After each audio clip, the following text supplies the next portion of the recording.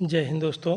ये हम लोग आज ल्यूसेंट का ऑब्जेक्टिव बुक है, तो ऑब्जेक्टिव ल्यूसेंट बुक से हम लोग इसका डिस्कशन शुरू करते हैं।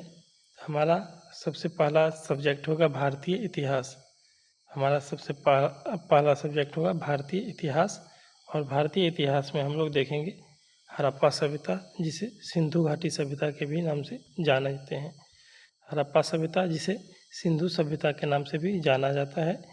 तो इस सब्जेक्ट के लगभग सारा टॉपिक हम लोग कवर करेंगे। डेली एक एक वीडियो हर सब्जेक्ट से बनाएंगे। तो हमारा सबसे पहला क्वेश्चन होगा आज का, हड़प्पा सभ्यता का सर्वाधिक मान्यता प्राप्त काल है। तो हड़प्पा सभ्यता जो है, इसका सर्वाधिक मान्यता प्राप्त काल जो है 2500 ईसा पूर्व से 1750 ईसा पूर्व। हड़प्पा सभ्यता का सर्वाधिक मान्यता प्राप्त काल है 2500 ईसा पूर्व से 1700 ईसा पूर्व तक। हड़प्पा सभ्यता जिसे सिंधु घाटी सभ्यता के नाम से भी जाना जाता है, 2500 ईसा पूर्व से 1750 ईसा पूर्व के बीच था। सिंधु घाटी की सभ्यता निम्नलिखित में से किस सभ्यता के समकालीन नहीं था। तो जिस समय सिंधु घाटी सभ्यता था, सिंधु घाटी के सभ्यता के समय मिस्र की सभ्यता था। मेसोपोटामिया की सभ्यता सिंधु घाटी सभ्यता के समय का है, और चीन की सभ्यता भी सिंधु घाटी सभ्यता के समय का है।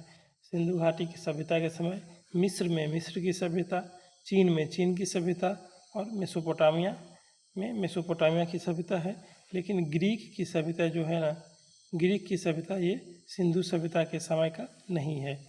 ग्रीक की सभ्यता सिंधु सभ्यता के समय का नहीं है। अगला है, सिंधु घाटी की सभ्यता कहाँ तक विस्तृत थी। तो सिंधु घाटी की सभ्यता जो है कहाँ तक विस्तृत था।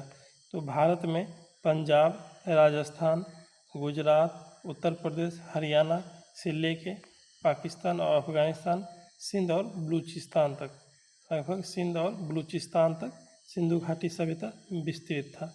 मतलब सिंधु घाटी सभ्यता इतने क्षेत्र में फैला हुआ था। सिंधु घाटी सभ्यता भारत के पंजाब, राजस्थान, गुजरात, उत्तर प्रदेश, हरियाणा और सिंध और बलूचिस्तान तक फैला हुआ था। याद रखिए, यहाँ पहला क्वेश्चन में दिया है दिल्ली में सिंधु घाटी सभ्यता नहीं था। सेकेंड में है क्या, बिहार में सिंधु घाटी सभ्यता का विस्तार नहीं था, और बंगाल में भी सिंधु घाटी सभ्यता का विस्तार नहीं था। दिल्ली, बिहार और बंगाल में सिंधु घाटी सभ्यता का विस्तार नहीं था। सिंधु घाटी सभ्यता का विस्तार था पंजाब, राजस्थान, गुजरात, उत्तर प्रदेश, हरियाणा, सिंध और बलूचिस्तान में। हमारा अगला क्वेश्चन है, सिंधु घाटी की सभ्यता में घोड़ा के अवशेष कहाँ से मिले हैं। सिंधु घाटी का जब खुदाई हुआ था तो उसमें बहुत सारा तरह तरह के अवशेष मिले हैं। तो सिंधु घाटी की सभ्यता में खुदाई में घोड़ा के अवशेष मिले हैं। तो घोड़ा के अवशेष मिला है कहाँ, सुरकोतदा से घोड़ा के अवशेष मिला हुआ है। सुरकोतदा से घोड़ा के अवशेष मिला हुआ है। सिंधु घाटी सभ्यता के समय सुरकोतदा से घोड़ा के अवशेष मिले हैं। सिंधु घाटी स्थल कालीबंगन किस प्रदेश में। कालीबंगन का अर्थ होता है काले रंग की चूड़ियाँ। कालीबंगन का अर्थ क्या होता है, काले रंग की चूड़ियाँ। कालीबंगन जो है भारत के राजस्थान में है। कालीबंगन राजस्थान में है, और कालीबंगन का अर्थ क्या होता है, तो काले रंग की चूड़ियाँ। निम्नलिखित में से किस पदार्थ का उपयोग हड़प्पा काल की मोहर मुद्रा के निर्माण में मुख्य रूप से किया जाता था। हड़प्पा काल में मोहर के निर्माण में किसका, सिलखरी का प्रयोग किया जाता था। हड़प्पा काल में मोहर के निर्माण में सिलखरी का प्रयोग किया जाता था। हड़प्पा काल में मोहर के निर्माण में किसका, सिलखरी का प्रयोग किया जाता था। हड़प्पा सभ्यता किस युग की थी। तो हड़प्पा सभ्यता के समय कांसा अधिक मात्रा में प्रचलित था। हड़प्पा सभ्यता के समय कांसा अधिक मात्रा में प्रचलित था, इसीलिए हड़प्पा सभ्यता को कांस्य युगीन सभ्यता भी कहा जाता है। हड़प्पा सभ्यता के समय कांसा अधिक मात्रा में प्रचलित था, जिसके कारण हड़प्पा सभ्यता को कांस्य युगीन सभ्यता भी क्या कहा जाता है। सिंधु घाटी सभ्यता के लोगों का मुख्य व्यवसाय क्या था। हड़प्पा जो है वह सिंधु नदी के किनारे स्थित है। हड़प्पा सिंधु नदी के किनारे स्थित है, इसीलिए इन्हें सिंधु घाटी सभ्यता भी कहा जाता है। तो हड़प्पा सभ्यता या सिंधु घाटी सभ्यता के लोग जो थे उनका मुख्य व्यवसाय क्या था, तो वह उनका मुख्य व्यवसाय क्या था, वो व्यापार करते थे। सिंधु घाटी सभ्यता के लोगों का मुख्य व्यवसाय था क्या, वह व्यापार करते थे। सिंधु घाटी सभ्यता के लोगों का मुख्य व्यवसाय क्या था, वह व्यापार करते थे। और हड़प्पा सभ्यता के निवासी जो न वह शहरी निवासी थे। हड़प्पा सभ्यता के जो भी निवासी थे वह शहरी निवासी थे और वह लोग अधिकतर मात्रा में व्यापार करते थे। सिंधु सभ्यता के घर किससे बनाए जाते थे, तो सिंधु सभ्यता में जो घर का प्रमाण मिला है वह दिखा गया कि घर ईंट से बना हुआ है। सिंधु सभ्यता के समय में जो घर बना हुआ है वह ईंट से बना हुआ है। हड़प्पावासी किस वस्तु के उत्पादन में सर्वप्रथम थे, तो हड़प्पावासी सबसे अधिक उत्पादन किसका करते थे, कपास का। कपास का उत्पादन हड़प्पा काल के लोग कपास का उत्पादन करते थे और व्यापार भी करते थे। कपास का उत्पादन करते थे और व्यापार भी करते थे। निम्नलिखित विद्वानों में से हड़प्पा सभ्यता का सर्वप्रथम खोजकर्ता कौन था, तो हड़प्पा सभ्यता का खोज किया था कौन, याद रखिए H से HD, हड़प्पा दयाराम साहनी ने। हड़प्पा सभ्यता की खोज दयाराम साहनी ने किया था। कब किया था, 1921 में। हड़प्पा सभ्यता की खोज किसने किया था, दयाराम साहनी ने किया था। कब किया था, 1921 में। सिंधु घाटी सभ्यता का पतन नगर बंदरगाह कौन सा है, तो सिंधु घाटी के समय में बंदरगाह था लोथल बंदरगाह था जो भोगवा नदी के किनारे है। सिंधु घाटी के समय बंदरगाह था जो कौन सा, लोथल बंदरगाह किस नदी के किनारे है, भोगवा नदी के किनारे है। सिंधु घाटी के समय बंदरगाह था लोथल और लोथल बंदरगाह भोगवा नदी के किनारे है। पैमानों की खोज ने यह सिद्ध कर दिया कि सिंधु घाटी के लोग माप और तौल से परिचित थे। तो सिंधु घाटी के समय एक पैमाना की खोज किया गया है। पैमाना मतलब नापने तौलने के लिए एक पैमाना था। सिंधु घाटी की सभ्यता के समय मापने तौलने के लिए एक पैमाना के अवशेष मिला है। यह अवशेष जो है कहाँ मिला है, तो वह गुजरात के लोथल में मिला है। यह अवशेष कहाँ मिला है, लोथल में। तो लोथल में जो अवशेष मिला है मापने के लिए, वह उससे यह अंदाज़ा लगाया जाता है कि सिंधु सभ्यता के लोग माप तौल से परिचित थे। हड़प्पा कालीन समाज किन 4 वर्गों में विभक्त था, तो हड़प्पा काल के समाज जो थे 4 भाग में बंटे थे। तो सबसे ऊपर होता था विद्वान, उसके बाद दूसरा क्षत्रिय, तीसरा व्यापारी और चौथा श्रमिक। हड़प्पा काल के समाज 4 भाग में बटा था, विद्वान, योद्धा, व्यापारी और श्रमिक। विद्वान, योद्धा, व्यापारिक और श्रमिक। सबसे ऊपर के वर्ग थे विद्वान और सबसे निचला वर्ग थे कौन, श्रमिक। याद रखिए हड़प्पा सभ्यता के समय समाज 4 भाग में बटा हुआ था। अगला है सिंधु सभ्यता का सर्वाधिक उपयुक्त नाम क्या है, तो सिंधु सभ्यता का सर्वाधिक उपयुक्त नाम क्या है, तो सिंधु सभ्यता का खुदाई जो हुआ है सबसे पहला हुआ है कहाँ, हड़प्पा में। सिंधु सभ्यता का खुदाई हुआ है हड़प्पा में। इसी कारण से हड़प्पा सभ्यता का भी नाम से जानते हैं। सिंधु सभ्यता का सर्वाधिक उपयुक्त नाम क्या है, हड़प्पा सभ्यता। सिंधु सभ्यता का सर्वाधिक उपयुक्त नाम है हड़प्पा सभ्यता। अगला क्वेश्चन है निम्नलिखित में से कौन सा लक्षण सिंधु सभ्यता के लोगों का सही चित्रण करता है, तो नीचे दिया है कि उनके सिंधु सभ्यता के समय उनके विशाल महल और मंदिर होते थे। पहला क्वेश्चन में क्या है कि उनके विशाल महल और मंदिर होते थे। तो सिंधु सभ्यता के समय मंदिर का प्रमाण नहीं मिला है। सिंधु सभ्यता के समय मंदिर का प्रमाण नहीं मिला है, पहला ऑप्शन गलत हो जाएगा। वे देवी और देवता दोनों की पूजा करते थे, तो वह देवी की भी पूजा करते थे, मातृ देवी की, और देवता का भी पूजा करते थे। ये क्वेश्चन ऑप्शन सही है। वे युद्ध में घोड़ा द्वारा खींचे जाने वाले रथ का प्रयोग करते थे, तो युद्ध में घोड़ा द्वारा खींचे जाने वाले रथ का प्रयोग वो नहीं करते थे। केवल क्या हो जाएगा, तो सिंधु सभ्यता के लोग जो थे देवी और देवता दोनों की पूजा करते थे। देवी और देवता दोनों की पूजा करते थे। सिंधु सभ्यता के लोग देवी और देवता दोनों की पूजा करते थे। हड़प्पा सभ्यता की खोज किस वर्ष में हुआ था? हड़प्पा सभ्यता की खोज हुआ है कब? 1921 में।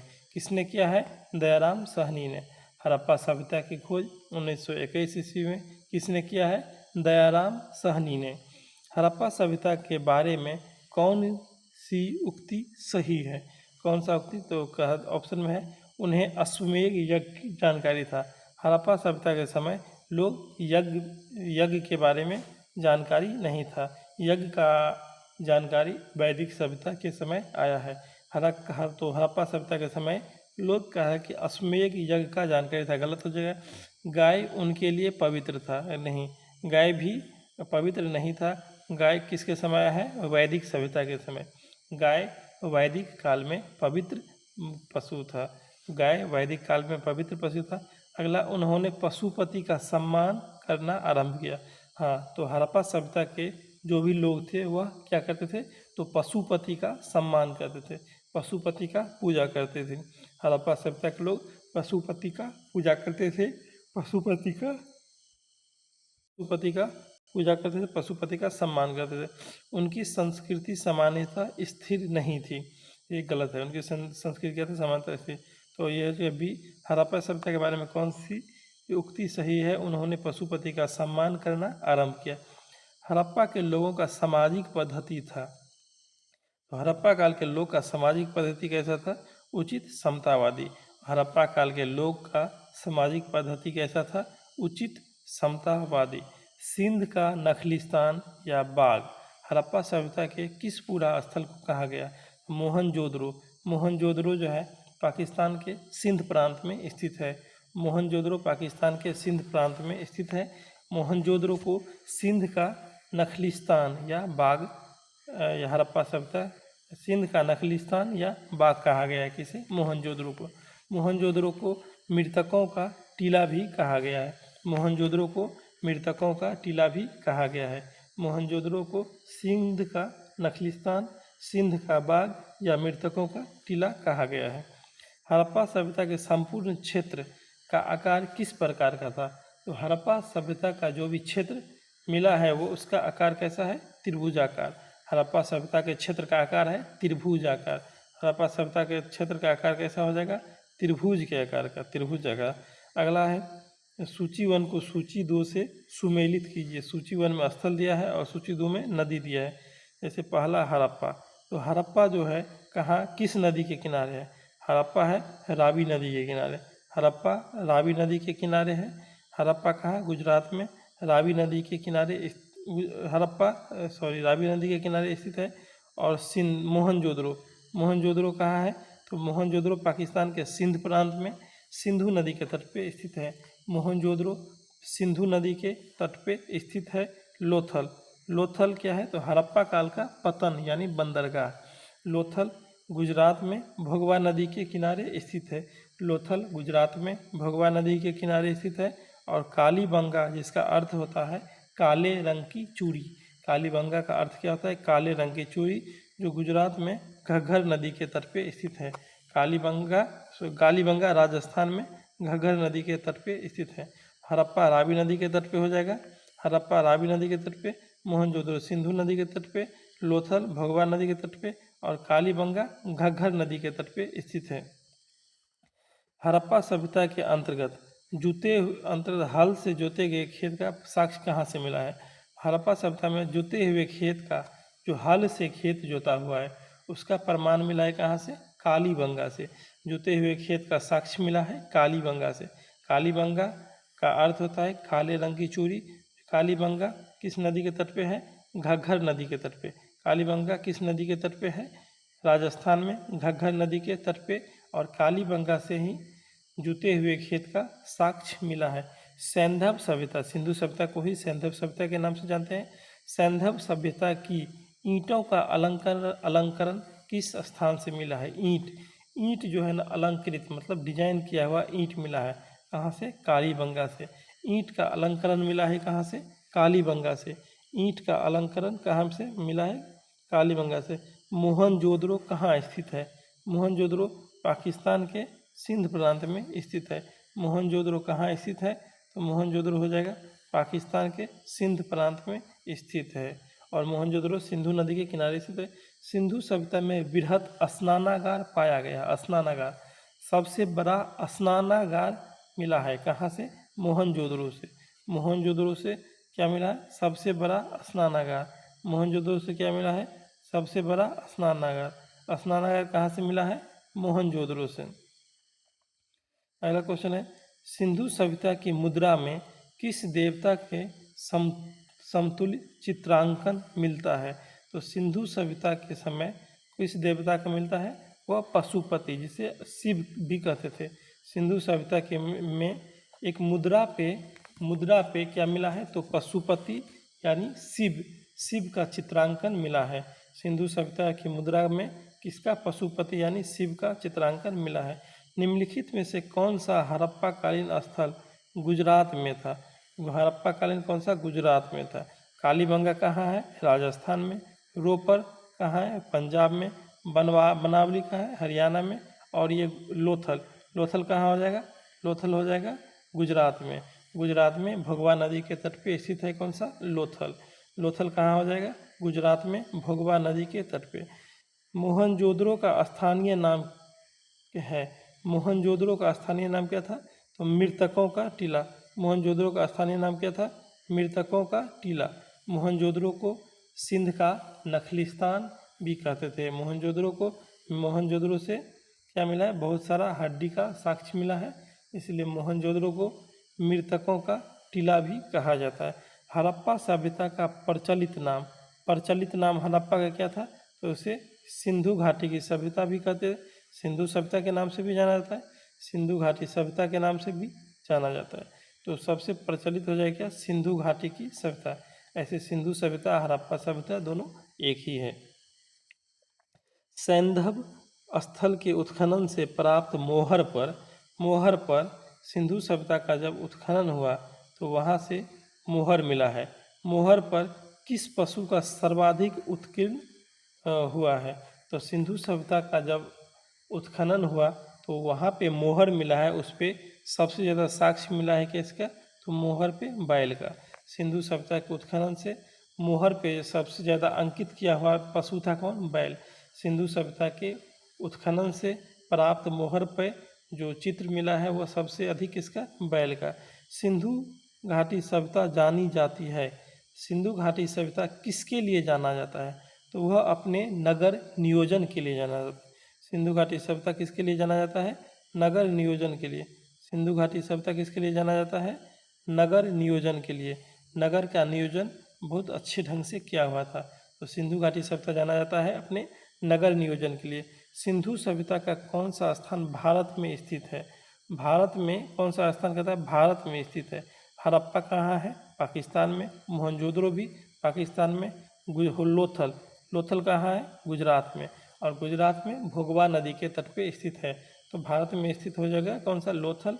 गुजरात में भोगवा नदी के तट पे स्थित है। भारत में खोजा गया सबसे पुराना शहर कौन सा था? हड़प्पा। सबसे पहले खुदाई हुआ सिंधु घाटी सभ्यता के समय हड़प्पा की खुदाई सबसे पहले हुआ था, इसीलिए सिंधु घाटी सभ्यता को हड़प्पा सभ्यता के नाम से भी जाना जाता है। भारत में चांदी की उपलब्धता प्राचीनतम साक्ष्य मिलते हैं। तो भारत में चांदी की उपलब्धता के प्राचीनतम साक्ष्य कहाँ से? हड़प्पा काल से मिला है। तो चांदी की उपलब्धता के प्राचीनतम साक्ष्य मिला है हड़प्पा काल से। भारत में चांदी की उपलब्धता के प्राचीनतम साक्ष्य कहाँ से मिला है? हड़प्पा संस्कृति से। सिंधु सभ्यता के बारे में कौन सा कथन असत्य है यानी गलत है? तो सिंधु सभ्यता के समय कहता है कौन सा कथन गलत है? पहला है क्या? नगरों में नालियों की सुदृढ़ व्यवस्था था। तो हाँ, नगर जो भी थे वहाँ पे नाली बना हुआ है, लेकिन केवल एक ऐसा जगह है जहाँ पे नाली का व्यवस्था नहीं मिला है, वह कहाँ से? बनावली में नाली सुदृढ़ व्यवस्था नहीं मिला है। बाकी सिंधु सभ्यता के हर जगह पे नाली मिला है। व्यापार और वाणिज्य उन्नत दशा में था। सिंधु सभ्यता के लोगों का मुख्य व्यवसाय क्या था? तो वह व्यापार करते थे। मातृ देवी की उपासना की जाती थी। मातृ देवी की उपासना भी किया जाता था। और मातृ देवी का मूर्ति भी मिला हुआ है सिंधु घाटी सभ्यता से। लोग लोहे से परिचित थे नहीं, सिंधु सभ्यता के समय लोग कांसा का प्रयोग अधिक करते थे, इसीलिए सिंधु सभ्यता को कांस्य युगीन सभ्यता के नाम से भी जाना जाता है। सिंधु सभ्यता के समय लोग कांसा से परिचित थे, इसीलिए सिंधु सभ्यता को कांस्य युगीन सभ्यता के नाम से भी जाना जाता है। ये लोग लोहे से परिचित थे, ये क्या हो जाएगा? गलत, असत्य हो जाएगा। सूची 1 को सूची 2 के साथ सुमेलित कीजिए। सूची 1 को सूची, जैसे सिंधु सभ्यता जो था ना, वह 4 भाग में बांटा हुआ था। तो सिंधु सभ्यता के चौहद्दी के बारे में, तो इसका सबसे पूर्वी बिंदु क्या था?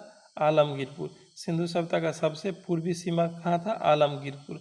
आलमगीरपुर उत्तर प्रदेश में है, और आलमगीरपुर जो है उत्तर प्रदेश में हिंडन नदी के किनारे है। आलमगीरपुर उत्तर प्रदेश में हिंडन नदी के किनारे है। सबसे पश्चिमी सीमा सुतकागेंडोर है, जो दासक नदी के किनारे है।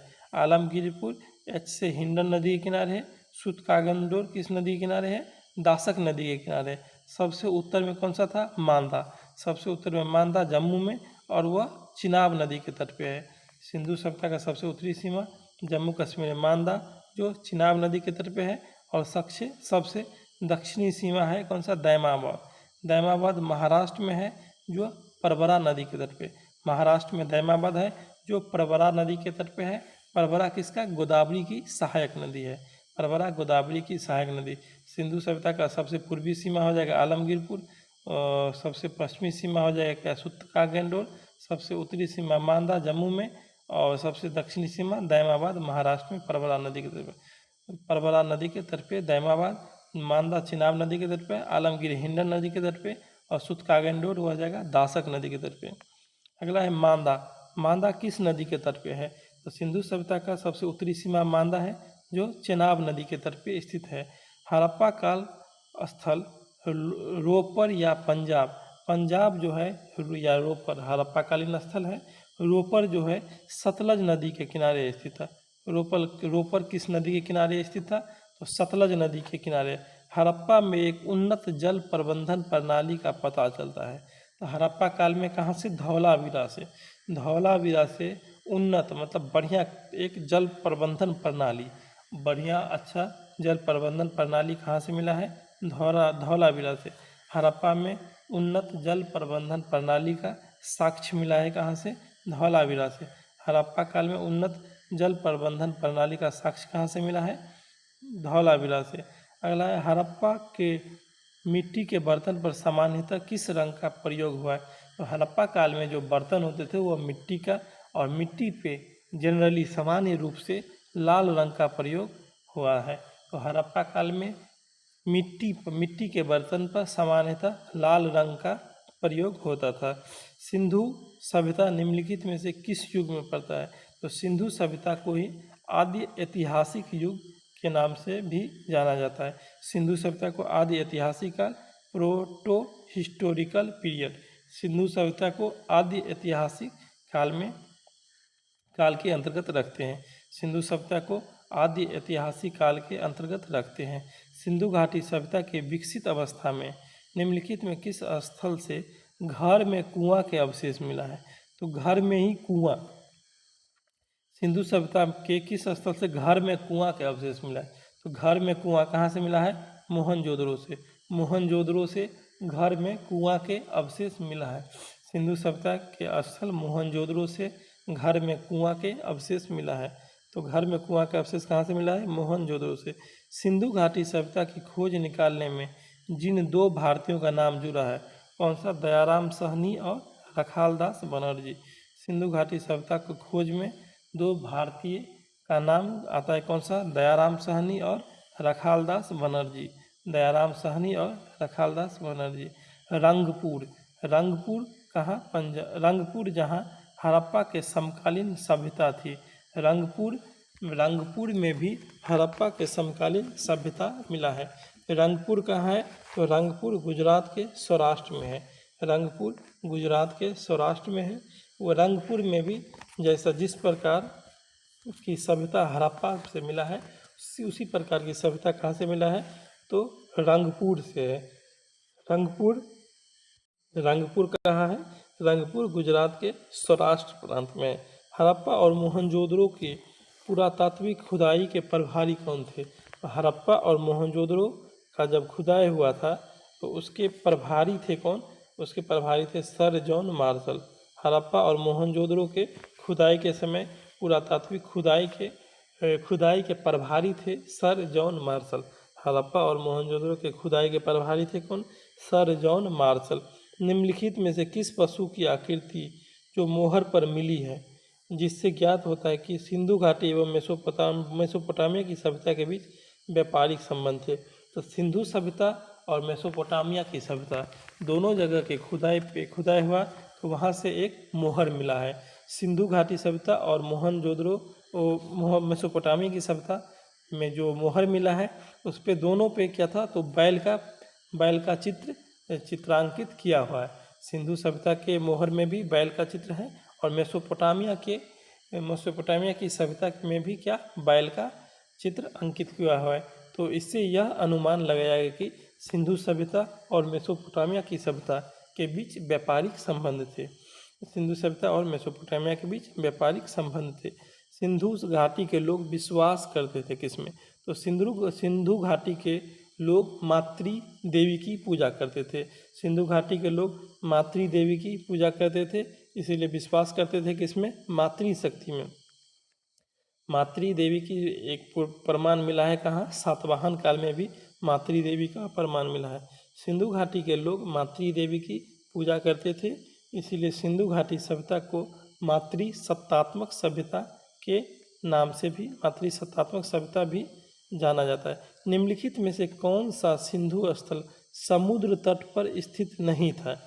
कौन सा जो है समुद्र के तट पे स्थित नहीं था? सुरकोतदा क्या है? समुद्र तट पे स्थित है और सुरकोतदा क्या है? एक बंदरगाह है। सिंधु घाटी के समय सुरकोतदा बंदरगाह है, लोथल भी क्या है? बंदरगाह है, और बालाकोट क्या है? बंदरगाह है।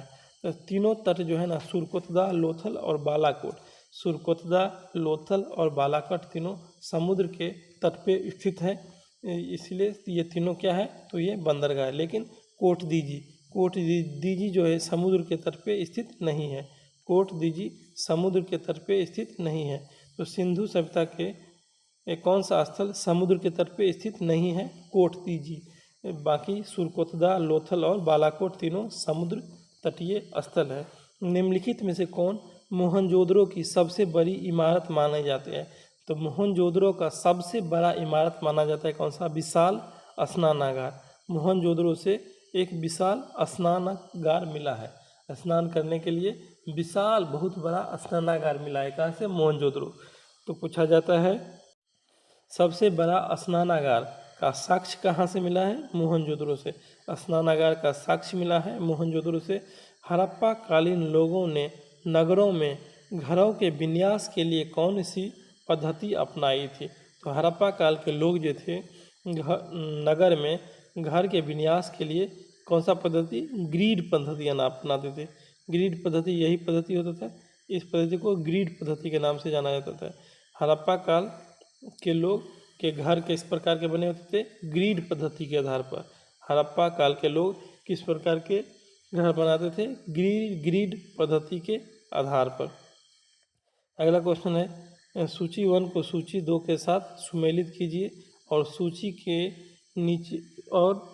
सूचियों के नीचे दिए गए कूट का प्रयोग कर सही उत्तर कीजिए।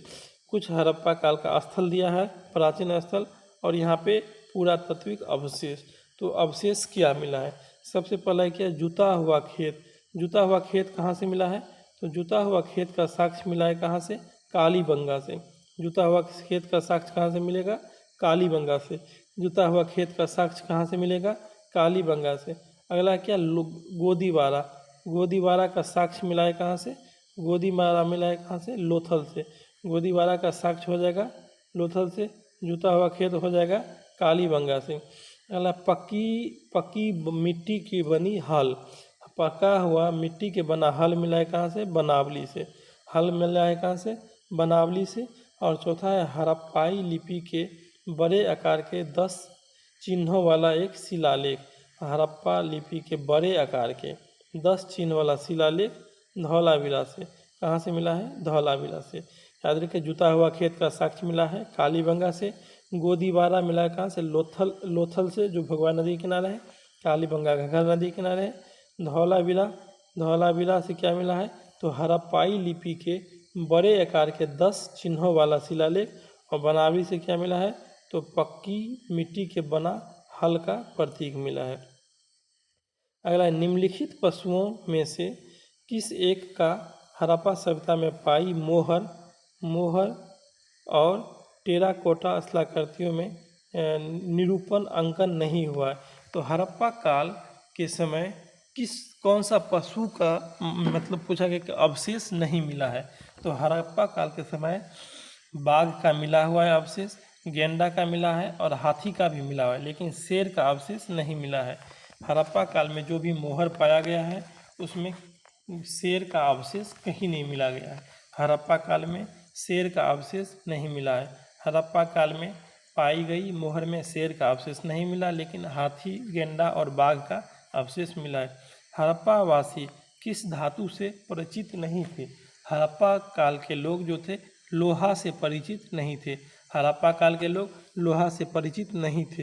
हड़प्पा काल के लोग कांस्य युगीन सभ्यता के नाम से जाना जाता है। कांसा से परिचित थे, तांबा से परिचित थे, सोना, चांदी, टीन और सीसा से भी परिचित थे।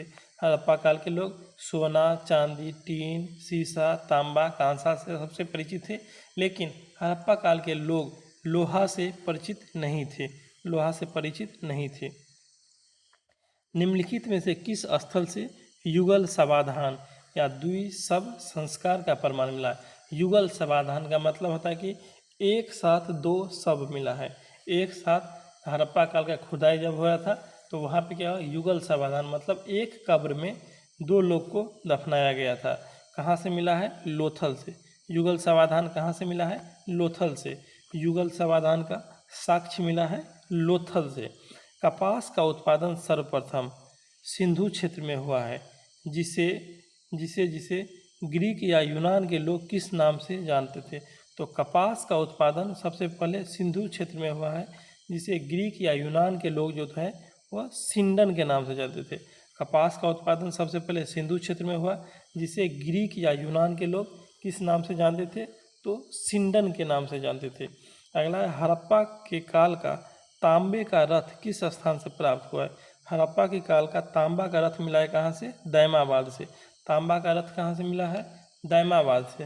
हड़प्पा काल का तांबा का रथ कहाँ से मिला है? दैमाबाद से। याद रखिएगा, तांबा का रथ का साक्ष्य कहाँ से मिला है?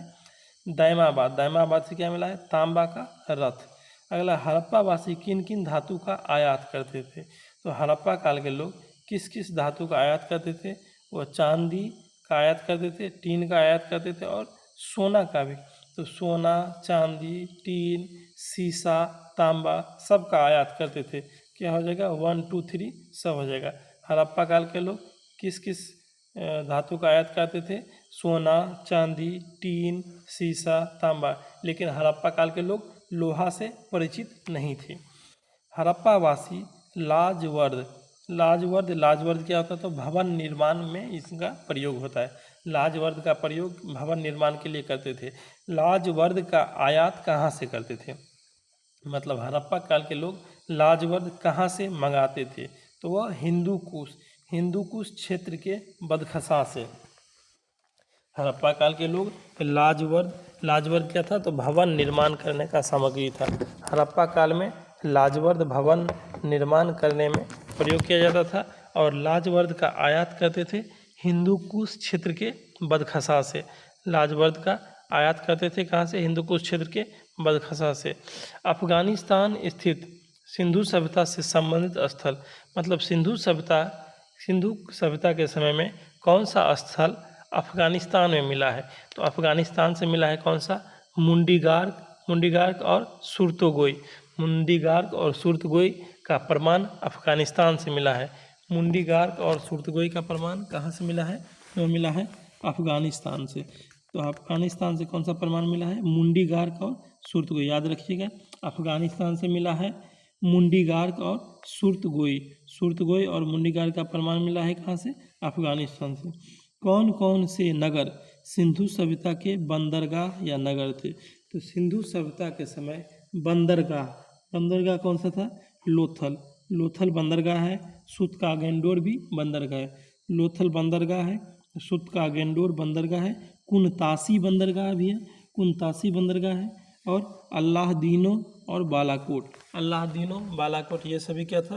बंदरगाह था। सिंधु सभ्यता के समय बंदरगाह था कौन सा? लोथल, सूतकागेंडोर, कुनतासी, अल्लाहदीनो और बालाकोट। मोहनजोदड़ो से प्राप्त पशुपति शिव या आदि शिव मोहर में किन किन जानवर का अंकन हुआ है? मोहनजोदड़ो से क्या मिला है? शिव का मूर्ति, शिव का साक्ष्य मिला है। पशुपति शिव, पशुपति शिव का साक्ष्य कहाँ से मिला है? मोहनजोदड़ो से।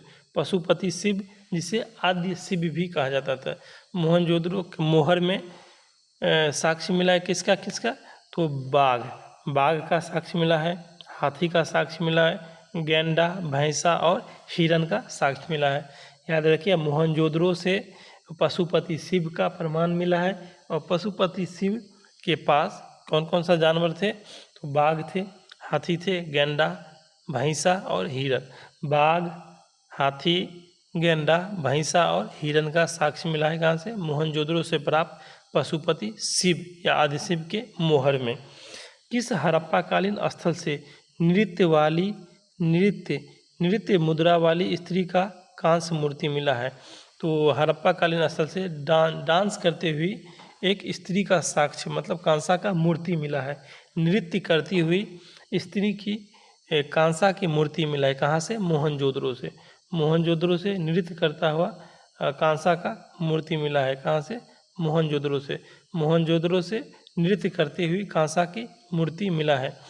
किस हड़प्पाकालीन स्थल से पुजारी के प्रशस्तर मूर्ति मिला है? पुजारी, तो पुजारी का मूर्ति कहाँ से मिला है? पुजारी कहाँ से? हड़प्पा से। पुजारी का मूर्ति मिला है कहाँ से? हड़प्पा से। नृत्य करती हुई मूर्ति मिला है मोहनजोदड़ो से। नृत्य मुद्रा वाली स्त्री की कांसा की मूर्ति मिला है किसका? कहाँ से? मोहनजोदड़ो से।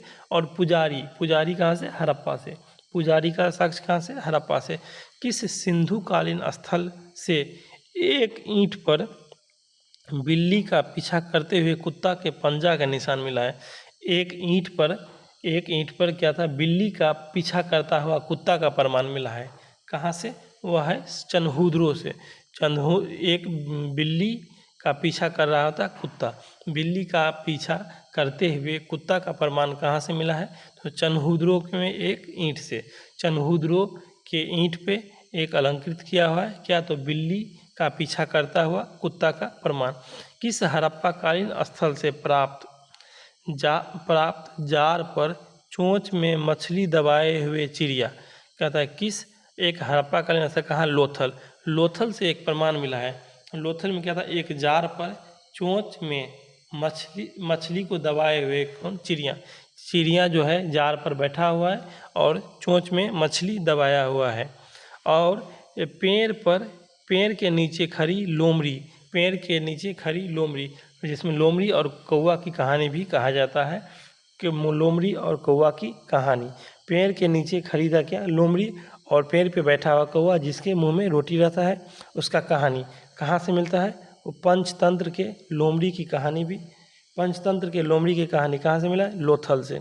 किस हड़प्पाकालीन स्थल से प्राप्त जार पर चोंच में मछली दबाए हुए चिड़िया एवं पेड़ के नीचे खड़ी लोमड़ी का चित्रांकन मिलता है जो पंचतंत्र के लोमड़ी की कहानी के सादृश्य है? कहाँ से मिला है? लोथल से। पंचतंत्र के लेखक कौन थे? तो पंचतंत्र के लेखक थे कौन? विष्णु शर्मा। पंचतंत्र के लेखक है कौन? विष्णु शर्मा। अगला है स्वतंत्रोत्तर भारत में, मतलब भारत स्वतंत्र होने के बाद सबसे अधिक संख्या में हड़प्पा युगीन स्थल की खोज किस प्रांत में हुआ? तो भारत के स्वतंत्रता के बाद सबसे अधिक हड़प्पाकालीन स्थल कहाँ से मिला है? गुजरात से। भारत के स्वतंत्रता के बाद सबसे अधिक हड़प्पाकालीन स्थल कहाँ से खोजा गया है? गुजरात से। निम्नलिखित में से कौन सा फसल हड़प्पाकालीन लोगों का मुख्य खाद्यान्न नहीं था? तो हड़प्पा काल के लोग जो थे मुख्य रूप से खाना क्या खाते थे? तो जौ था, गेहूँ था और दाल भी था, लेकिन चावल नहीं है। तो निम्नलिखित में से कौन सा फसल हड़प्पाकालीन लोगों का मुख्य खाद्यान्न नहीं था? जौ, गेहूँ और दाल है, लेकिन चावल नहीं है। चावल का प्रमाण मिला है, लेकिन मुख्य फसल चावल नहीं है। हड़प्पा और तथा मोहनजोदड़ो अब विलुप्त हो गए हैं। कथन में क्या हड़प्पा और मोहनजोदड़ो अब विलुप्त हो गए हैं? कारण क्या है? वे उत्खनन के दौरान प्रकट हुए थे। हाँ, सही है। ये कथन और कारण दोनों सही है। हड़प्पा और मोहनजोदड़ो क्या हो गया है? अब विलुप्त हो गया है, लेकिन वे उत्खनन के दौरान प्रकट हुए थे। हड़प्पा और मोहनजोदड़ो क्या हुआ है? अब फिलहाल में क्या हुआ है? वह विलुप्त हो गया है, लेकिन जब उत्खनन हुआ था तो हड़प्पा और मोहनजोदड़ो का प्रमाण मिला था।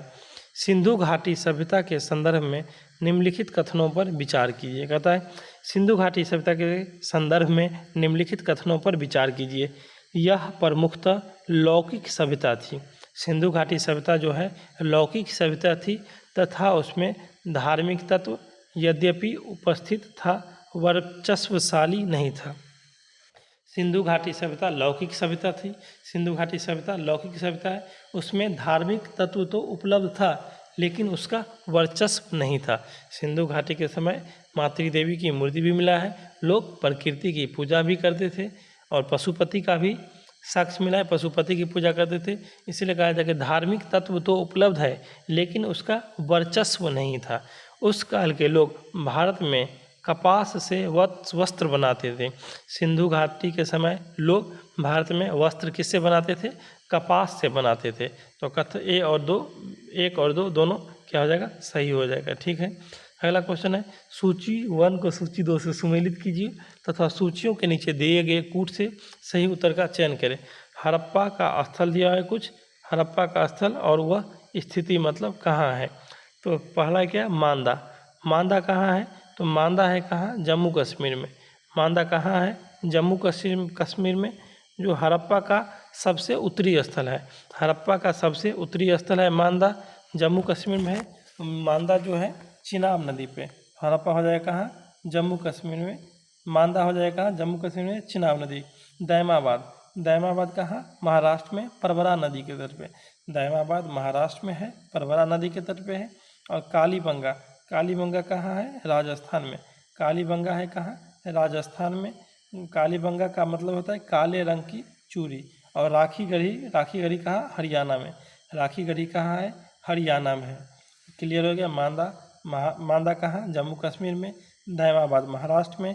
कालीबंगा राजस्थान में। और राखी गढ़ी कहाँ से मिला है? तो राखी गढ़ी हरियाणा। हड़प्पाकालीन स्थलों में अभी तक किस धातु की प्राप्ति नहीं हुआ? हड़प्पा काल में क्या तांबा का हुआ है, सोना मिला है, चांदी मिला है, और क्या मिला है? कांसा मिला है, टीन मिला है, शीशा मिला है, लेकिन लोहा की प्राप्ति अभी तक नहीं हुआ है। हड़प्पा काल में किसका अभी तक सब प्राप्ति नहीं हुआ है? वह है लोहा। हड़प्पा कालीन स्थल में अभी तक किस धातु की प्राप्ति नहीं हुआ है? वह है लोहा। किस पशु के अवशेष सिंधु घाटी सभ्यता में प्राप्त नहीं हुए? तो बताए हैं किसका अवशेष प्राप्त नहीं हुआ है अभी तक? शेर का अवशेष। शेर का अवशेष प्राप्त नहीं हुआ है, जबकि घोड़ा, गाय, हाथी, गेंडा का भी मिला है, बाघ का भी मिला है और घोड़ा मिला है, लेकिन शेर का अवशेष नहीं मिला। चनहूद्रो के उत्खनन का निर्देशन किया था। चनहूद्रो का उत्खनन जो हुआ था किसके निर्देश पे हुआ था? J.H. मैके। चनहूद्रो के उत्खनन का निर्देश किसने किया है? J.H. मैके ने किया है। तो आज के हमारा पहला टॉपिक में इतना ही क्वेश्चन था, सिंधु घाटी सभ्यता, जिसमें कितना 75 क्वेश्चन दिया हुआ है। तो इतना हम लोग कर लिए हैं। बाकी अगला वीडियो में हम लोग देखेंगे वैदिक संस्कृति के बारे में।